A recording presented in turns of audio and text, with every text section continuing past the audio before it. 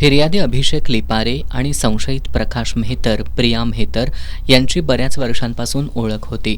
त्या ओळखीचा गैरफायदा घेत मेहतर दाम्पत्यानं डिसेंबर 2022 ते ऑगस्ट 2023 या कालावधीत अभिषेक लिपारे यांना आपल्या घरी बोलवून घेतलं. आपण शेअर मार्केटमध्ये गुंतवणूक आणि दलालीचं काम करत असल्याचं सांगत या दाम्पत्यानं त्यांना दरमहा 8% परतावा देण्याचं आमिष दाखवलं.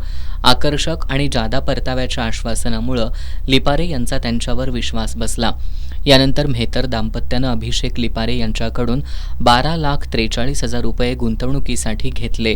तसंच इतर काही साक्षीदारांकडूनही 2,40,000 रुपये असे एकूण 14,83,000 रुपयांची रक्कम प्रकाश मेहतर आणि प्रिया मेहतर यांनी जमा करून घेतली.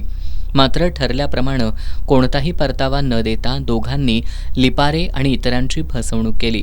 त्यानंतर वारंवार लिपारे आणि साक्षीदारांनी पैशांची विचारणा केल्यानंतर मेहतर दाम्पत्यानं उडवाउडवीची उत्तरं द्यायला सुरुवात केली. आपली फसवणूक झाल्याचं लक्षात येताच लिपारे यांनी शिवाजीनगर पोलीस ठाणे गाठून मेहतर दाम्पत्याविरोधात तक्रार दिली. त्यानुसार शिवाजीनगर पोलिसांनी अखेर प्रकाश मेहतर आणि प्रिया मेहतर यांच्यावर फसवणुकीचा गुन्हा दाखल करत त्यांना अटक केली. आज त्यांना न्यायालयानं 2 दिवसांची पोलीस कोठडी सुनावली आहे.